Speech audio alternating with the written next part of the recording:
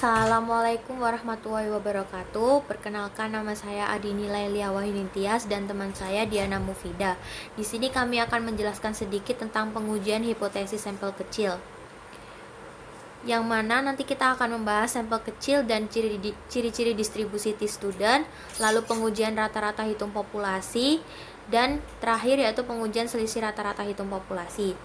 Sebelumnya, apa sih itu pengujian hipotesis sampel kecil? Jadi pengujian hipotesis sampel kecil adalah pengujian hipotesis yang menggunakan sampel lebih kecil atau sama dengan 30.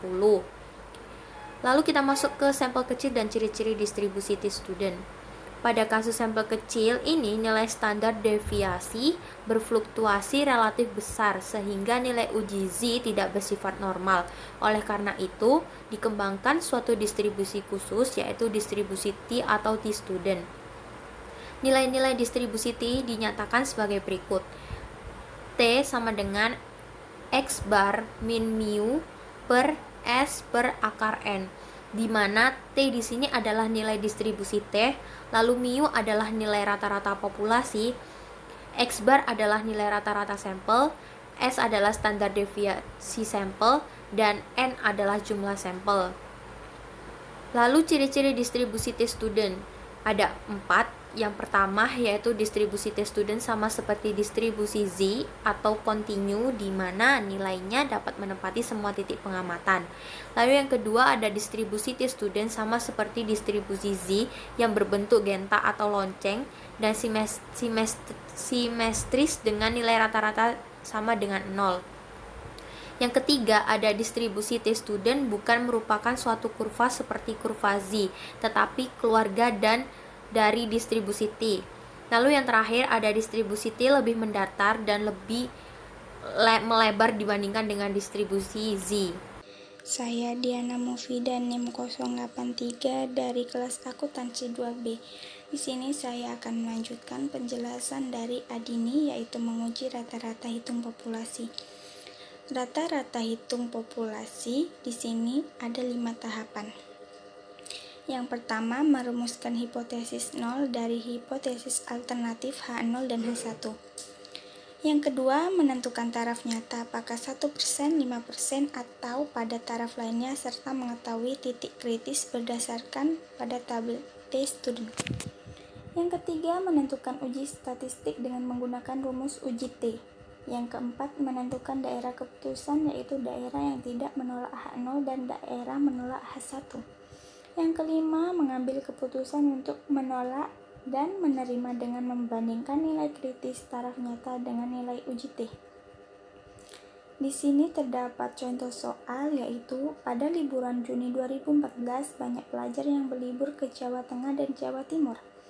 Oleh sebab itu, perusahaan K mempersiapkan kereta api eksekutif untuk jurusan Jakarta ke Surabaya, Malang, Solo, Yogyakarta, dan Semarang sebanyak 10 buah, dan total rute yang dilayani sebanyak 20 rute.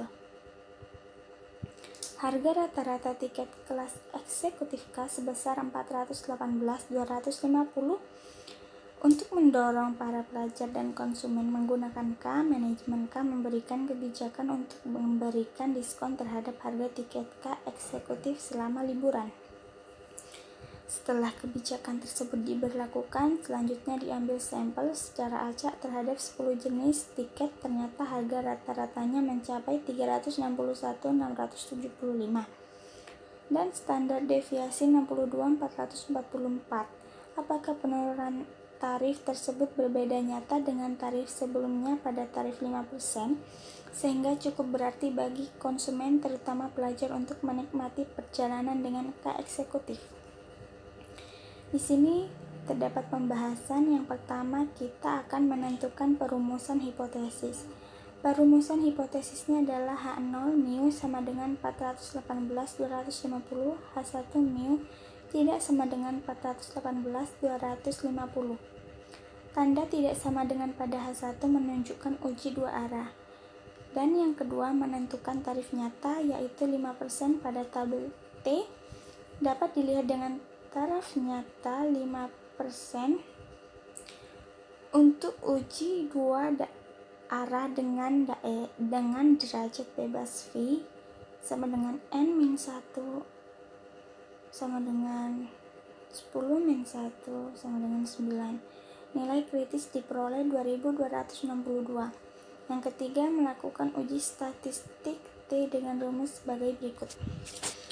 T sama dengan X min mu dibagi S dibagi akar N.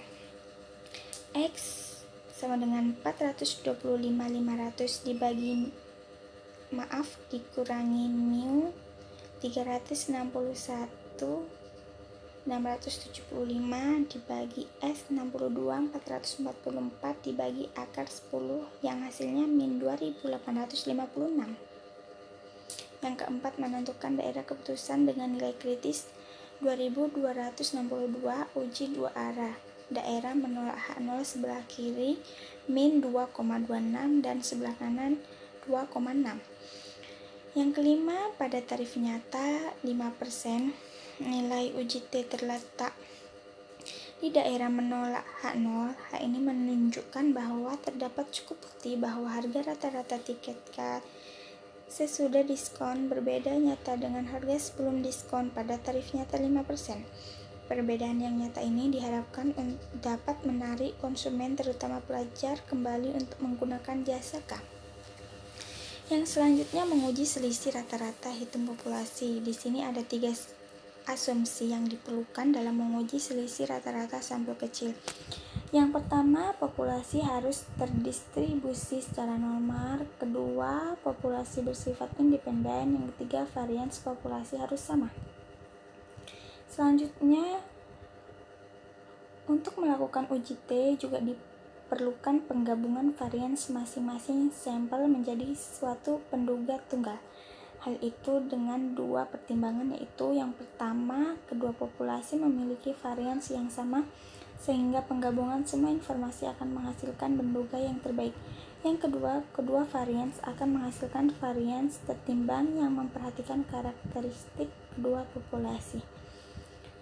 Sekian dari kelompok kami, kurang lebihnya mohon maaf. Assalamualaikum warahmatullahi wabarakatuh.